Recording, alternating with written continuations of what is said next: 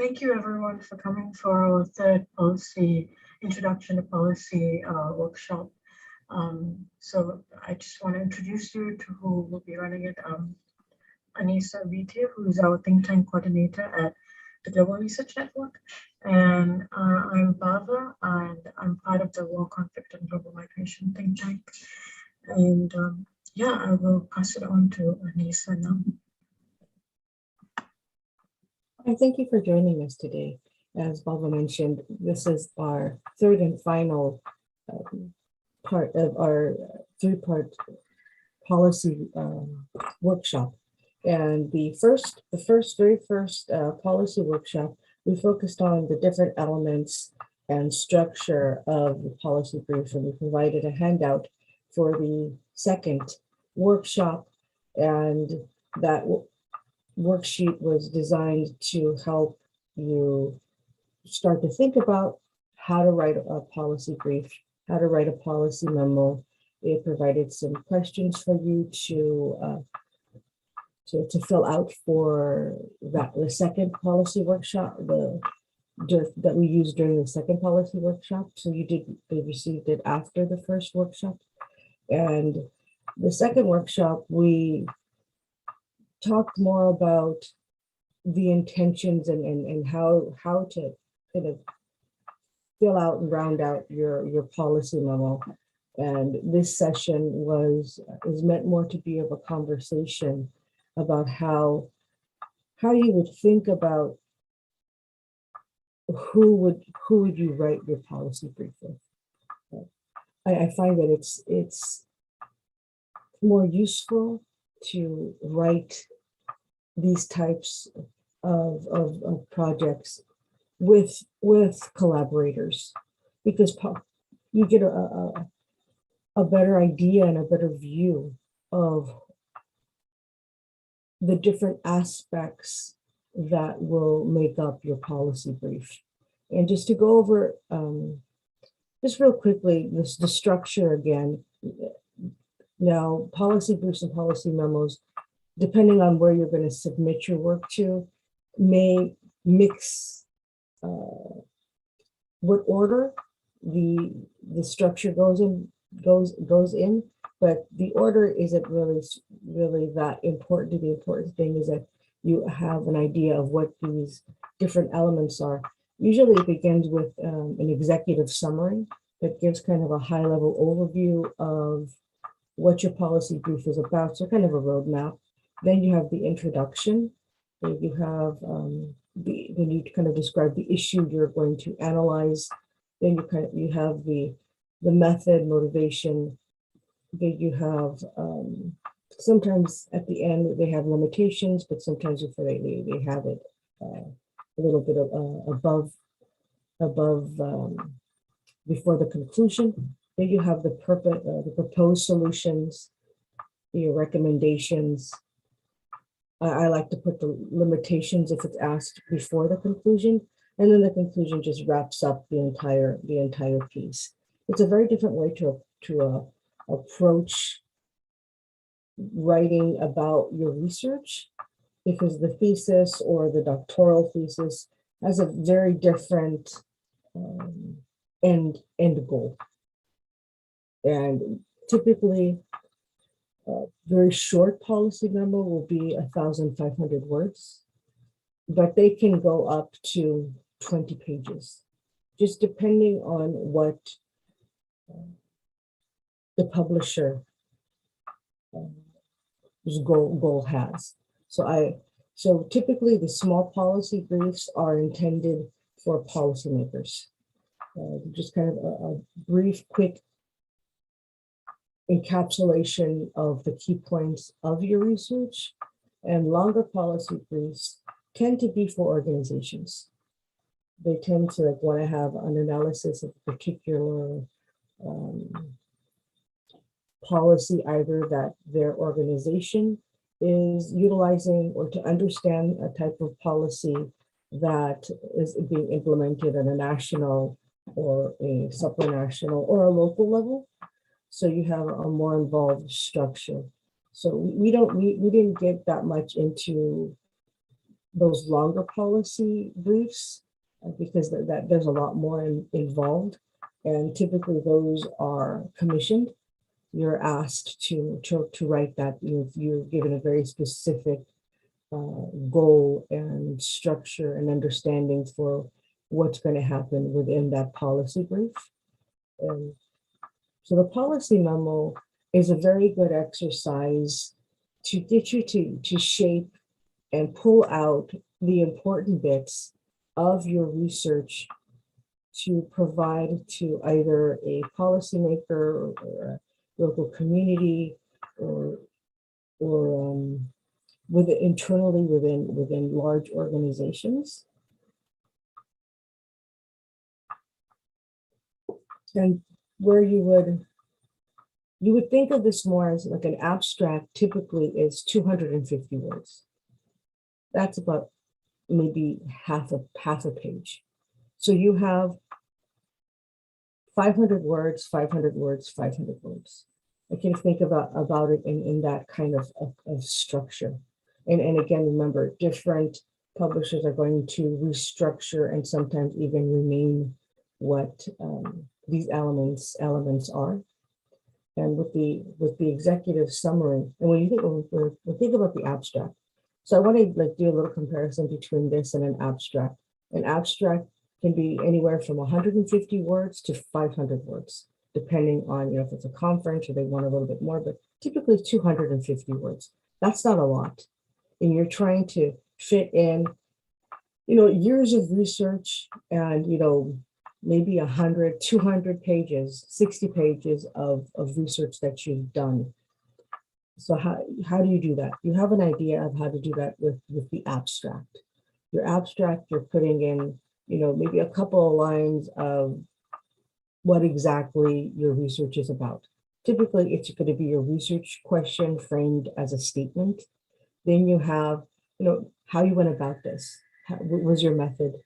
How did you collect the data? Where did the idea come from, perhaps? And then you'll give kind of this tasty little snippet of what your research findings were. And that's basically all you have that you can fit in there. With the policy brief too, you want to think of it as a longer abstract, because you do want to grab the audience and you do want to bring in elements of just kind of good writing. When we think about whether or not it's fiction or if it's nonfiction, if it's research, what's going to be a hook that's going to get your audience excited about reading it? Because policymakers tend to be very busy. And most of us are very busy. When you think about how many times you've come across an article, you read the abstract, perhaps the introduction. If it's not very interesting, you really don't want to read it unless it's really has findings that you need to cite for whatever you're working on. So think about it that way. What is it about this research that I want a particular audience to connect to? And that's what you kind of put into your executive summary. In your introduction, you kind of expand that. So think of the executive summary as your abstract. It's telling the reader exactly where you're going to go and so that they have there's this flow. So then in the introduction, you kind of expand that more and you start to talk about maybe the specific I'm writing one right now about integration in Sweden and in Norway, refugee integration. So kind of have the header. I'm looking at an integration policy that happened in 2015. And so I will name that particular policy and say why I'm looking at it, and then connect it to the next policy that I'm looking at. And if it's research that you are, maybe you're not looking at a specific policy, but maybe you want to recommend a certain policy. So again, there you're going to kind of lay out the elements of where you're going to go, and I'll give you another idea for so say I wrote another policy brief. It was very, very short. It was even shorter than I think 750 words. And so I wanted to say that it was going to be a better solution to bring Syrian refugees to the United States because they were concerned with security issues, that it would be better for us to bring them rather than leave them in the region and potentially expand the conflict that was happening in Syria into the surrounding area, which eventually happened, kind of destabilized the area. And so I had started the argument with looking at, why this was. And so I kind of like would list, like maybe even just one or two sentences in my introduction about why that was the case and why that was going to happen. And then I provided historical examples of other times that this had occurred. And then the next thing you're going to do is you're going to analyze your particular issue. Now, what is it? What are the main points of the issue? Why is this important? Another policy brief I focused on higher education integration. So for that particular policy, I was looking at how was higher education of refugees being addressed? Was it even being addressed? And if it was being addressed, what were the points that were working? What were the ones that weren't working? And then when I would think about, well, how would I improve this? And then the motivation, sometimes it comes before this section or it's integrated into this section, but the method, they essentially, they want to know the same type of question you would answer in your research about what was your methodology, but you're not going to tell them, you use this theory or you use this theory. You want to kind of describe how you got this information. And remember, you're writing this to not for an expert in that field. So you really want to stay away from jargon or information that an intelligent, well-informed general audience wouldn't understand. So that's another thing because when you get to your methods part, you might switch back and put on your researcher hat again and think that you need to provide this really concise academic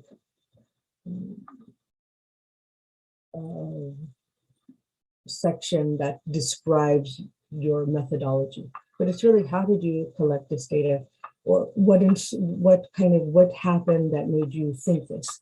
Like when I first started my research, what first motivated me was I was standing in the middle of a makeshift refugee camp in Serbia, and all of these refugees were asking me, do you think Europe is a good place for me to go to? Do you think my family will be happy there? And I started to think, well, how are these people are going to get along? How is this going to work? So for me, that was the motivation for my research, to find a way that all of these different people could get along and be integrated into a society that wasn't necessarily ready for them to arrive in mass. Then you get into your proposed solution. And you want to think in kind of three different ways when you're thinking of a possible solution. Because again, this is for policymaker. This is for somebody who's going to have to implement these changes. Or, so you want to think, one, is it feasible? Is it feasible with the resources that this community has? And then the second one is the budget. If there's going to be a budget, again, it comes towards the resources. Is there, and then back to the idea of the policymaker, is this something that the community would welcome? And this is why I mentioned at the beginning, it's a good idea to have different co-authors, or even that you've met with the communities and the policymakers, or the key figures that are going to be impacted by your recommendation, because then you get a very good idea of what they want and what they don't want.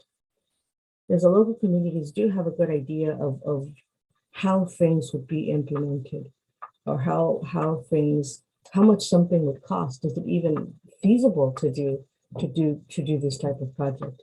And that's the third consideration. Is this in the public good? Would the public benefit from this? How would they benefit from this? In the second policy workshop, we focused on that a lot. We focused on what are some of the questions that you should be asking, some of the questions you should be thinking about when you do set out and make your recommendations and propose your solution. And within this whole structure, particularly in the introduction, it's even okay to use bullet points, because you remember you're addressing an audience that is very pressed for time, and they want to also see that you've thought and you're providing very succinct information to them. And then after you kind of set up your proposed solution, you make your recommendations. You say, I recommend A, I recommend B. Typically, you only make one recommendation. There's only one recommendation made. You can possibly make two if it's a very kind of more complex issue, but you're not going to really be able to set up more than that in 1,500 words. And then the last and very important are the limitations. And that's where also the kind of feasibility and budget aspects come in. And it's a very good practice to show that you really have a deep understanding of the topic. Because if you're able to lay out where the limits are, and acknowledge that there's limits to everything. Not everything is going to work out perfectly, because again, you are working with people and in the dynamics of different organizations and different government agencies. So you want to lay that out. And and so you can even start thinking about that in when you're doing your research. I mean, we do this as well as researchers. We say, there's limitations, there's a small study sample, or, I use the snowball method, so it may be limited to the views of this particular group.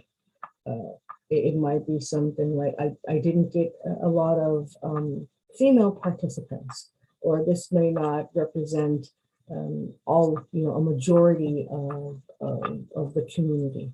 Of course, we're not ever going to be able to capture the entire sample group. So we can have, structure it that way. We already have this understanding of what that would look like, the limitations. And then lastly, of course, the conclusion. And the conclusion, you kind of tie everything up nicely with a bow, and thinking about, when we read articles as researchers, what are we looking at? The abstract, the introduction, and you look at the conclusion. So the conclusion is also another important aspect, because you're again summarizing everything that you presented. And that would be, something that would be a takeaway for anybody who's not going to read the whole thing. They may not read the whole thing. So I'm gonna stop there and see if there are questions or if anybody wants clarifications. Bava, if you have like me to follow up with anything. Yeah, thank you, Anisa. Also, yes, if you'd like to ask a question, please do jump in. You can mute yourself, or you can put it in the comments. But yeah, I just wanted to ask also, maybe generally, what are the benefits of writing policy briefs for people engaged in social science research? If you could say, yeah. Yeah, that's a really important question. a couple of weeks ago, I hosted a panel conversation on, the bridge between research and practice. But a lot of times you have researchers and practitioners and policymakers and local communities that they don't, there's hardly ever an overlap um, between these different groups. And the importance of this is that, one, as Yuriko, the director of the Reagans, said, many researchers receive public funds. So really, we should do something that benefits the public. So that's just one basic thing, that we are members of our community, and we have specific knowledge that would be useful to policymakers. But there's really not access, and there's really not from the policymaker side invitations, because there's so many researchers, there's so much research going on, and when we decide on what we're going to research, particularly in the social sciences, it says that it's for society, whether it's an individual or up to entire countries. This is research that can have a significant impact. But if we just go to conferences and publish our work,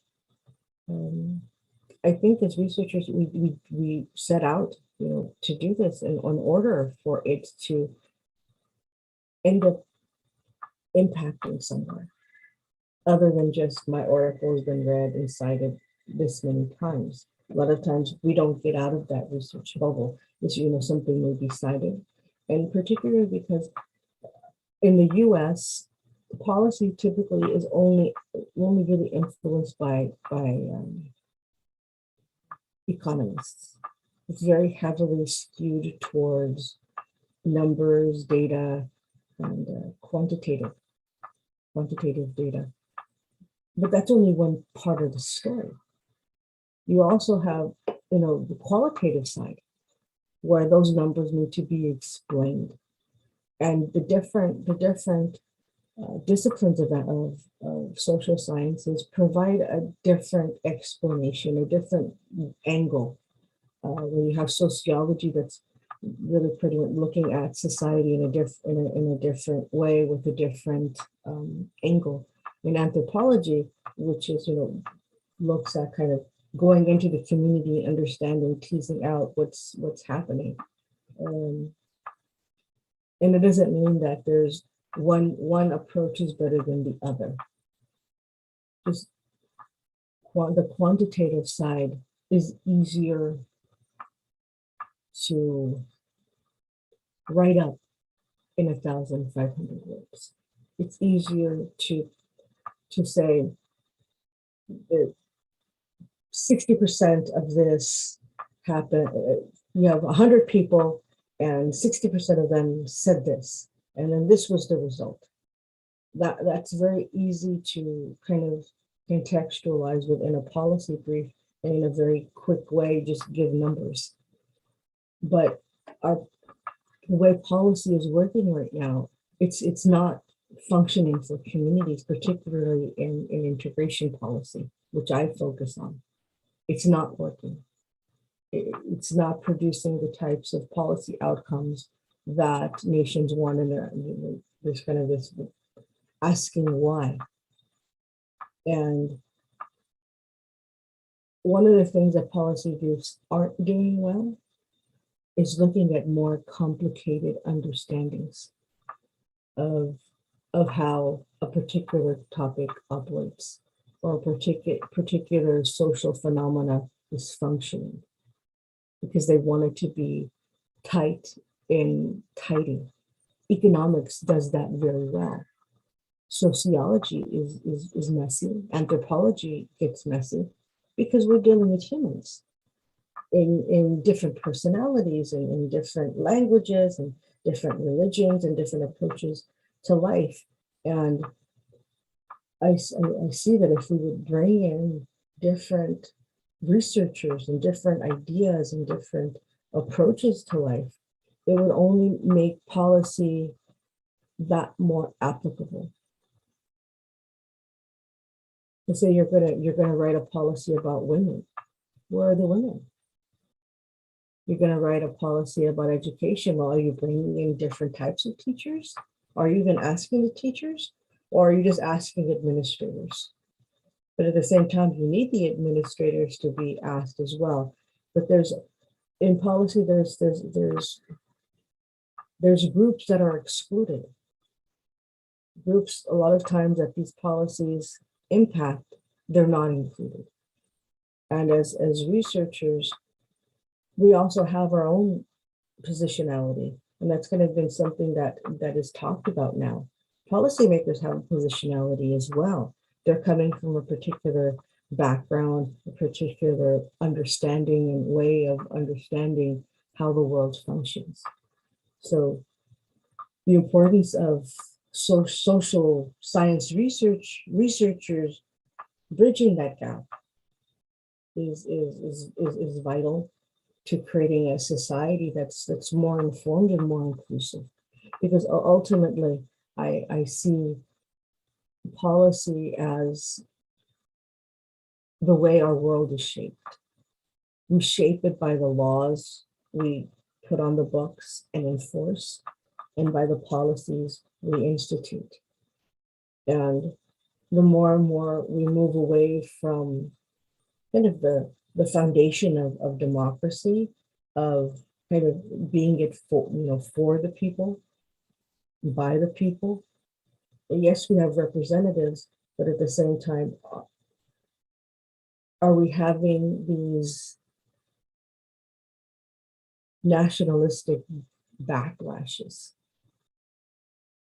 Why are they happening? Is it really about immigrants or different people?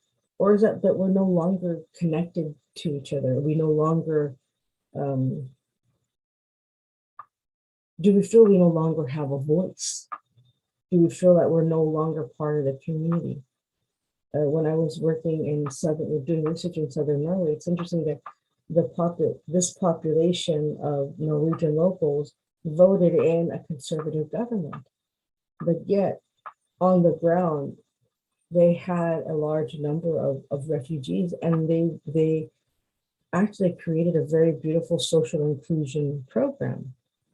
But they didn't want those people there. But once they were there, it's very difficult to not include someone who's in your community already. So when you look at things from a local, if you start your research at a local level, you're able to strengthen our democratic structures. Because in a democracy, everyone should belong.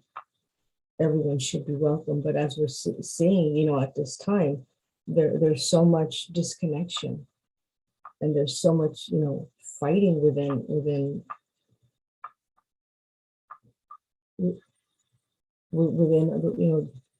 our countries and within our communities, deciding who belongs and who doesn't, who's local, who's not local. Even if they've been there for hundreds of years, you still have, we're having the emergence of these types of conversations, and sometimes violent conversations again. So I see policy as one way of doing that, because it says a lot about what your society values. And as researchers, I think we have a very good insight into our particular research focus. And yes, it does take work, and it does take a different type of writing to connect us to those policymakers and community members, and even NGOs and civil society.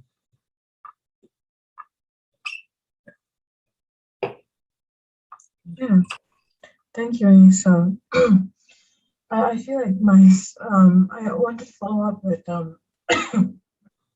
so then how do we start exploring our positionality when we write policy? Because I think in academic writing, We have all these theories, you know, Mhm. like intersectionality, um, cis, trans, all of these ideas to express how positionality might affect the work. I'm just wondering, how do you like introduce this in like a policy brief that's so small, that's so short, so packed, but it is important for the work, as you mentioned. Yeah. Yeah, it's I too struggle with the idea of how do you unpack something like that in a policy brief? It's more of a it's more your approach to the policy brief that elicits your positionality. In a policy brief, I wouldn't I wouldn't recommend kind of saying what your positionality is, because that's quite not the function. But like someone asked me this the other day, a colleague in Ghana, who has his own organization there, and they say, well, how do I come to my policy work? And one, I come to it as one as a researcher, as a policy professional, and then as a single parent, as a single mother, because all three different aspects of what I look at it from provides a unique insight. And I think when we think about policy, we really think about how is this going to impact people. And why I bring that aspect of a single parent is because the disparities and inequities within policies tend to impact single mothers and their children most profoundly, because they are um, they're underclass. People really don't think about how policies, I mean, welfare programs do, but they're more punishing to this group. So it kind of locks people into poverty, locks generationally into poverty, without access to education, and those policies lock that in, rigged within to the policies. So I think about that.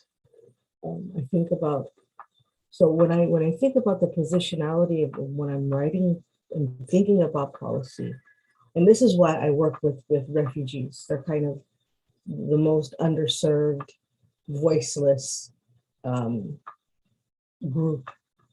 They really don't have agency. They're not influencing asylum and immigration laws in the global north, because most of them come from the global south. When they reach there, they also are very passively involved in the integration process.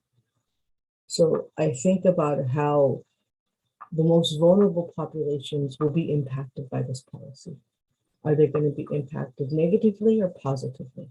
Because I have found that if a policy uplifts the most vulnerable in our communities, it typically uplifts everyone. Think about, um, school lunches, especially during the pandemic. The schools here in Los Angeles, the LA County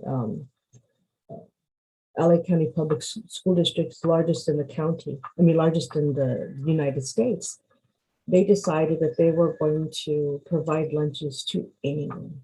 Didn't matter if you were a student there, didn't matter the age. So you had people being fed. That was a policy that was enacted to make sure that children had at least 2 meals a day. But they extended that to the larger community. So that's one way. The other, when I think about as a policy professional, then I think as well, because that's also a positionality that I have. Think about, well, is this responsible to the larger community? Is this going to have a negative impact to the larger community? And then again, as a researcher, how would all these components come together? And I think if more policy professionals thought about the most vulnerable, we would have better policies.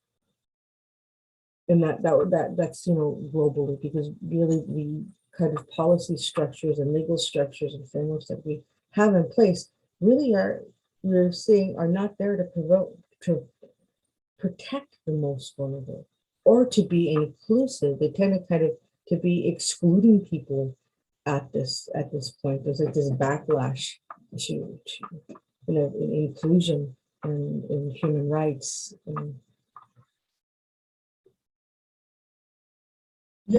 Yeah, and I just want to follow up with, it just seems like it's so important, and many different approaches need to be, can be applied to policy. And I just wanted to understand then, why is it that policy doesn't get thought to, or we are all under this assumption that you need to do a very specific degree like economics to engage with policy. And yeah, if we can just talk a little bit about that, like why is it that policy doesn't seem to be something that, because I know you come from a creative writing background, and I come from a law background, but even then I feel like policy is not something that I studied for or can do. And I just wanted to know if we can talk a little bit about that. That's a really great question, because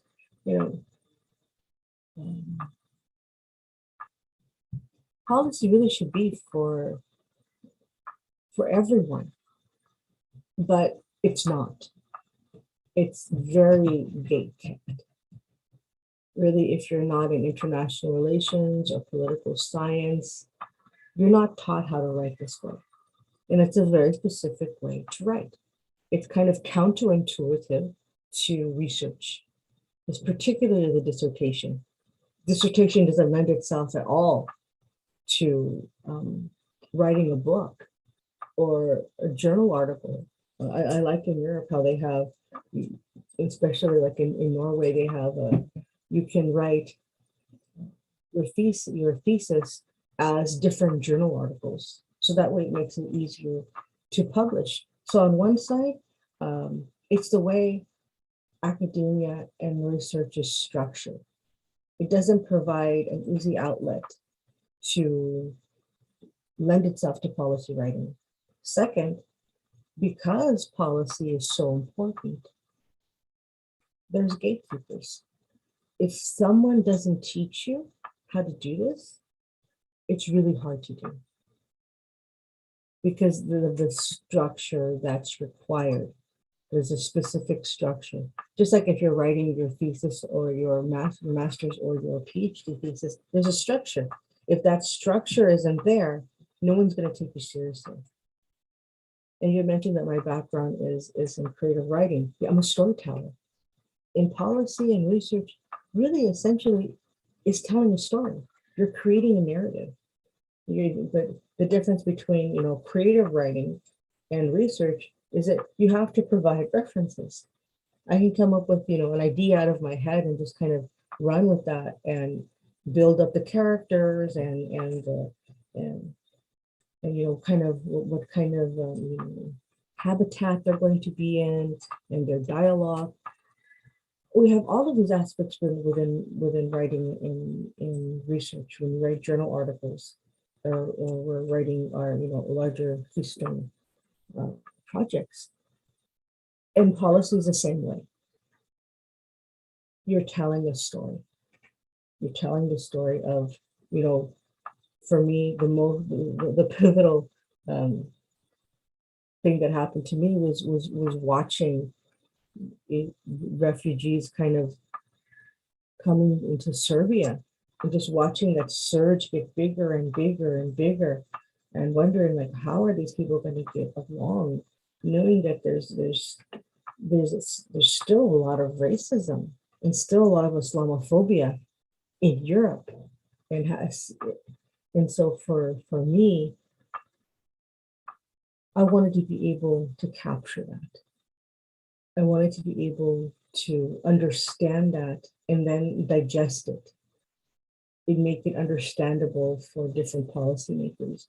And I think that's why I've had success with policymakers, because I'm able to link that narrative And it's not that you're giving creative license. It's just a way to communicate so that people can connect to that story. I don't like Ronald Reagan's policies he put into place and what he stood for, but he was a great storyteller. The man was an actor.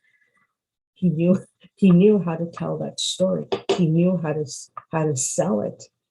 And his legacy, we continue to see it.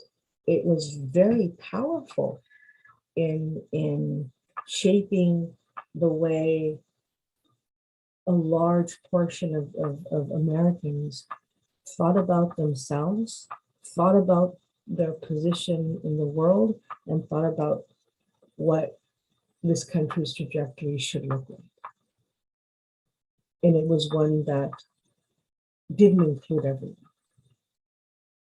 And that's one aspect. So just to kind of summarize, academia doesn't lend itself to policymaking. And policymaking is intended to be exclusive. And it tends to just be white males and males in general. Females, it's rare when you see women have access to it. There's a big movement now of women in policy, girls in policy, women in foreign policy. These are all organizations that are trying to break down that barrier. Because as I mentioned, policy is so important because it dictates how our day-to-day lives are going to function. And unlike law and policy, they're different because law takes longer to pass. In the United States, only the Congress, which is our law-giving body, can provide our legal structures, but policy changes very rapidly according to whatever administration. When we saw Trump come into office, he kind of brushed aside all of Obama's previous policy directives, and then when Biden came into office, you had a whole other different policy trajectory. So again, too, when you're working in policy, if the current administration isn't in line with kind of what you want to write, there's not going to be, the administration maybe not be the place where you're going to want to direct your policy. You might want to direct it more towards maybe Congress or larger bodies rather than an executive office. But if they're in line with your policy, then that's where you're going to want to direct it to. Yeah, I just wanted to, I just want to maybe wrap up with, are there any specific books or resources that people can have access to engage in further with policy? Just yes, there's a book by Michael Abels called Public Policy Making in the Public Interest. It's a short book, and what I like about it is it focuses on public interest. And he was a bureaucrat for decades, and he just kind of brings his expertise, and you get to see an idea of like how does the story of a policy, like how a policy begins, how it's structured, and the various stages of a policy's life, and the different people and organizations that are involved in it. And he also, it's a workbook. So, and it's intended for local governments. That's another reason why I like it. It's focused on the local. Emerald Publishing, which is a UK-based publisher, also has a policy brief series they just started this year. So that's also, they're primarily an academic research focused publisher, but they recognized that there was this need to bridge research with policy. So then you can submit your proposal to them, and they give you the structure and the template of how they want you to submit your work. So it makes it easier for you to translate your work into policy. And since they are heavily focused on academics, and primarily they publish academic books in academic journals, so they know how to work with academics. So they're actively trying to bring academics into policy. Again, they're Emerald Publishing.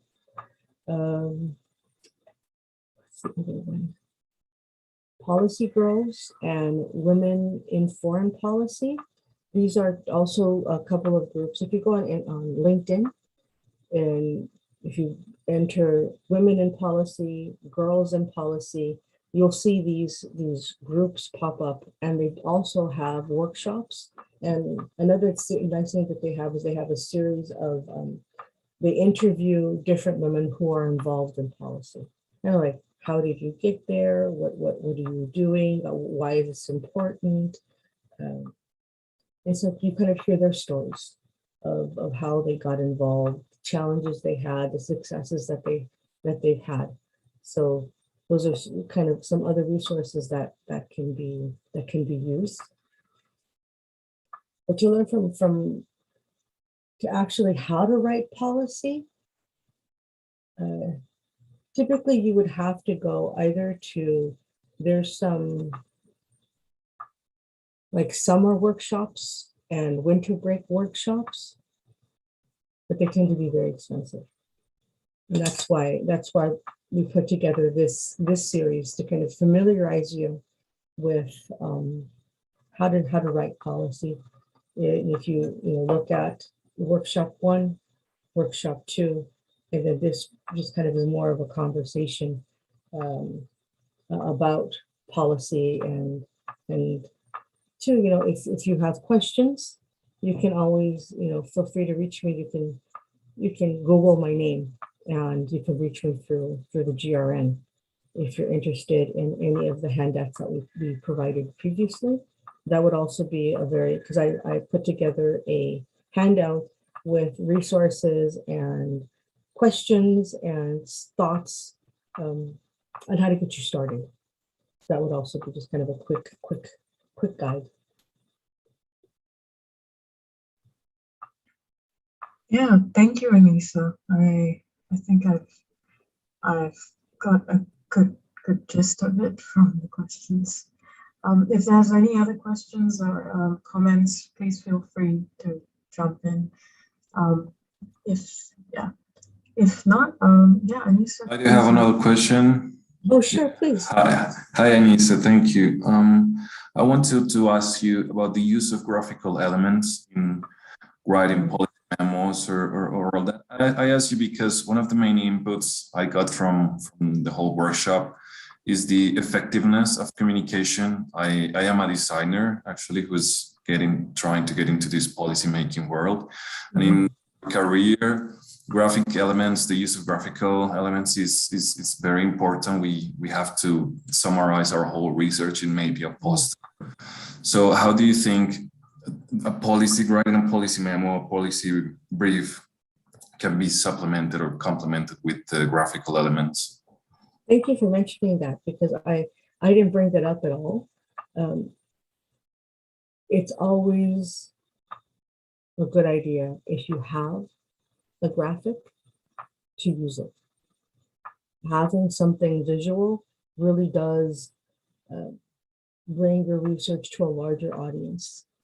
And some people do it more effectively. I mean, if you have an effective graphic, you want to make sure that it is easy to understand, easy to read, or else it's going to distract from your policy brief. All policy think tanks that I can think of use commission graphics. Thinking of UN agencies graphics. really easy ways to kind of gather information. I personally like to use mapping things out. I use that a lot in my work and use them as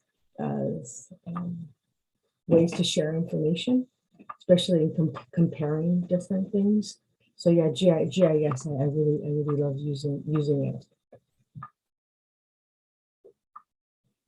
Thank you.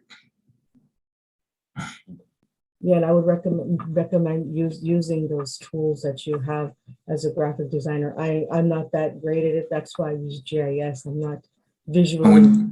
I wanted to ask you also about when you were talking about gatekeepers and people taking policy briefs seriously. Do you think like the use of many graphical elements could take out a little bit of seriousness when having these policy briefs or policy memos?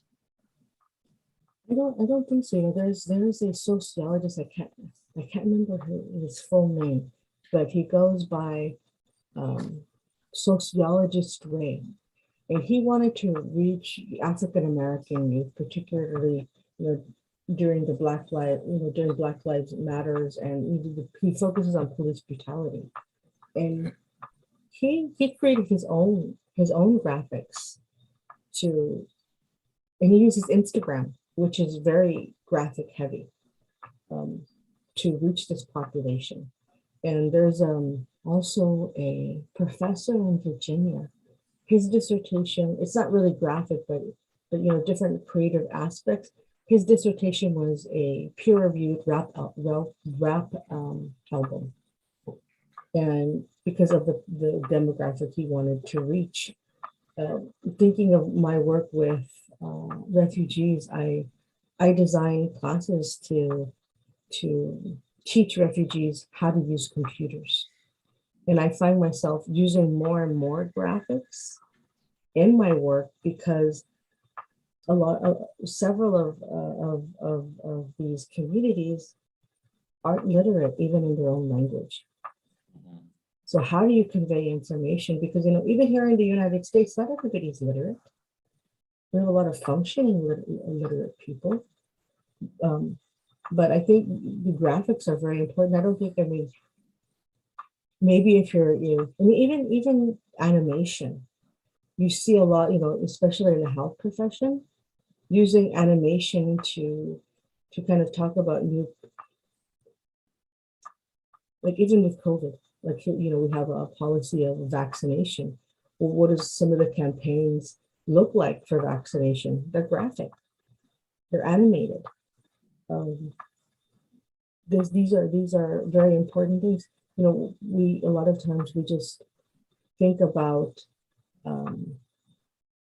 one sense or one type of understanding information. A lot of people are visual learners. You could give them, like I have a student and she's more visual. And when I work with her, I have to think about, okay, how do I convey this information to her?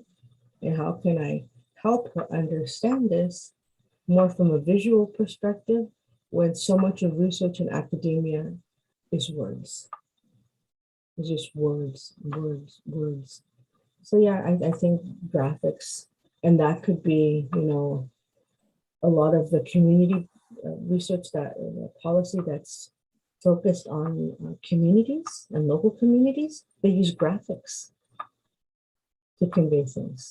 If you look at, the stained glass windows, that was the Catholic Church use of graphics to tell this, whatever biblical story they wanted to convey or moral they wanted to convey. They use stained glass to do that. So it's, this is a longer history, and I think it would only enhance and bring this information to a larger audience and make it more interesting. And remember what I said, there's different policy audiences. So it would depend on what the policy audience would be. Perhaps a policymaker might not like an animation, but they might like it if it's something that would be for their constituents, for the general public. So if you mean graphics in that sense, as opposed to like charts, diagrams, this is kind of what Yes. why I like maps, where you can like plot things and compare things and show, you know, a bigger dot, a smaller dot. People can just kind of look at it and understand, oh, I see this, I see that interaction without having read everything, the whole policy brief. And you know, another really good place to put that, which is not per se a policy brief, but are in opinion pieces, editorials, because those really are geared towards a well-informed general audience, and people do like to see visuals. That would be another way of doing it outside of. I also do that type of writing, which is even shorter. It might be between 500 to 1,600 words. So if you have a graphic, that is something a lot of publishing platforms, particularly in social media, like. It's also another way to use social media, which is very graphic hungry, where you would use that as the kind of emblematic of what you're trying to convey. Thank you. Thank you very much. You're welcome, and thank you for joining us today.